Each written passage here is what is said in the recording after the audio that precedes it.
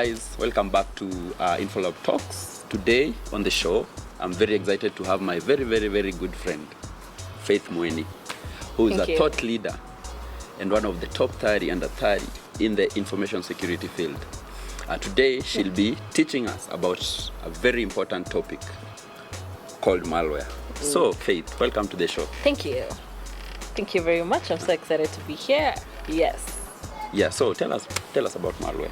Malware. Okay. So just jump right into it. Eh? Yeah. No wasting time. No wasting time. We don't waste time here. Time is cool. Money. So good. So malware. What's malware? So malware primarily is it's a combination of two words. It's a combination of malicious software. Yeah. So malicious software. I thought you would say mal and where. It's a combination of malicious software, So basically in its basic form, as you can already tell from the two words that it comes from, it's any sort of software that, changes the way, the normal operations of a computer, So if this is how your computer normally operates, immediately it's infected with malware, then it would change how it normally would operate. Let me ask, so assume I was doing a heavy process on the server, and the server is normally used to small loads. Now I've given it some, like I'm mining Bitcoin. Would you say that is malware? Okay, if you are intentionally mining it, that's not malware, because then you actually are using your server. You decide that you want to use the resources of your server to do something, right? I see. So the thing about malware is that it affects victims when they really...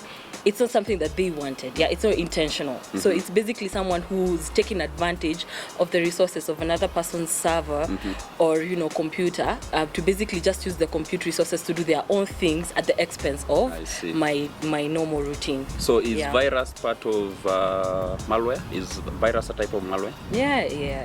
Tell us about virus, because the virus I know, the common virus I know is HIV and it has no cure. So tell us about virus and how we can actually cure virus.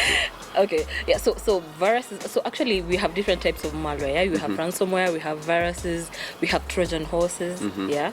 So a virus is basically a computer, it's an executable, it's a computer executable, yeah? So how a virus gets into my PC is if someone actually executes the file and then it basically runs it on my computer, yeah? So after it has been embedded onto my computer as one of the processes, then it just goes on to do the other things. It can replicate itself. So basically a virus is a very nifty program because it will attach itself to a legitimate program.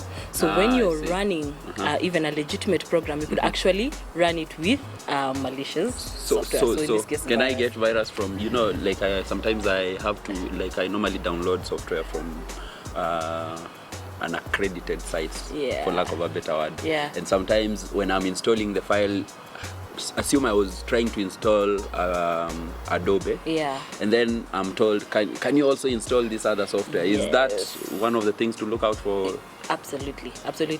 And I normally tell a story where at one point I couldn't, of course, afford a legitimate Windows license, So I got obviously cracked version of Windows, and then Bill Gates is listening. And then I needed an activation key, right? So I downloaded KMSpeaker. I downloaded KMSpeaker. Okay. So immediately I installed it on my PC. The consumption, like right off when I start off my PC, the consumption was way above the normal utilization. The fan was, just loud. What are some of the symptoms of having malware on your, say, PC or phone? What are the things to look out for? I don't know if you've ever been in a situation where you're doing a presentation and then as you're doing the presentation there are pop-ups. You've shared your screen. You've won $1 million shillings. It's not even it's those things of, I don't know which Nigerian pastor is resurrecting people. Oh, I've seen them. Or, just some nasty ads, So it's pop-ups that you really were not expecting. The second thing would of course be in terms of consumption, both on your PC and on your phone, that the consumption in terms of power, also in terms of resources is really high, even when you're not running Chrome. It's really high, even when you're just running one normal application. But I need to understand why Chrome consumes a lot of memory. Anyway, Yeah. proceed. So basically that kind of thing, yeah. So basically, whenever you have very high consumption in your phone, maybe you'll realize that your battery drains way faster than you expected. Even your mobile data gets consumed fast. So should I be worried because my iPhone does not store charge? I always charge it like twice a day. Okay, no, that could be, it could be different things, could be different factors, could be the manufacturer. But in this case, basically, if you have a good phone and you know what is normal, the thing is you're supposed to be watching out for what is abnormal. Okay. Yeah. With a PC, for example, if you have a Windows PC, you'll experience things such as a blue screen of death. So you're just chilling, and then all of a sudden your PC turns blue. Yeah, you know. So basically, the most important thing is to be on the lookout for, you know, what is actually abnormal in your PC or your phone. Oh, okay. Yes.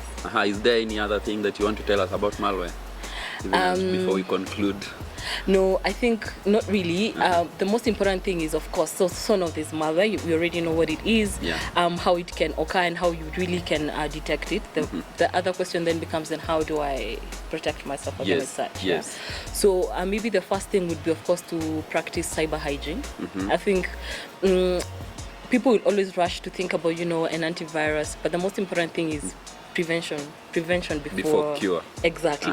So first of all, just practice cyber hygiene. You know, the sites that you're browsing, what kind of sites are they? The mails that you're clicking on, you know, if you did not participate in any promotion, why are you winning stuff? Exactly. Yeah. So basically just practicing cyber hygiene, but most importantly also is to, you know, look at in terms of the operating systems that you're using, are they legitimate? Where are you downloading your software from? Because if you love free things, then you're the product. So so basically then where you're downloading, like in my case, Kems Pico, I was the product.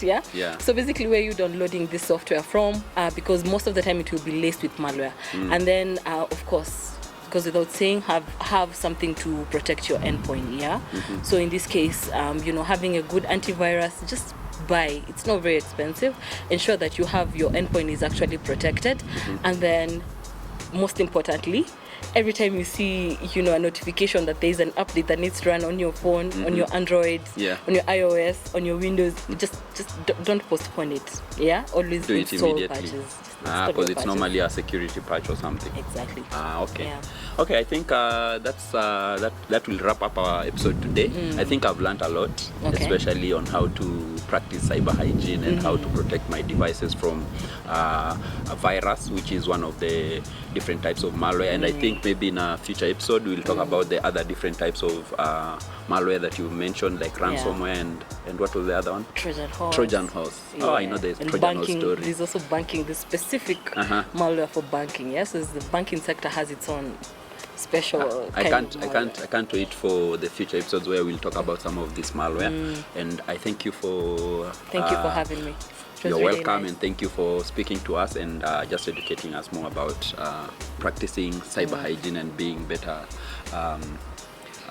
in guarding our devices. Stewards of our compute resources. Yes, that has exactly. So guys, until next episode, thank you for your time. Thank you so much. Don't forget to follow and subscribe to InfoLab Talks for more info on information security and data. Thank you and see you. Bye. Bye.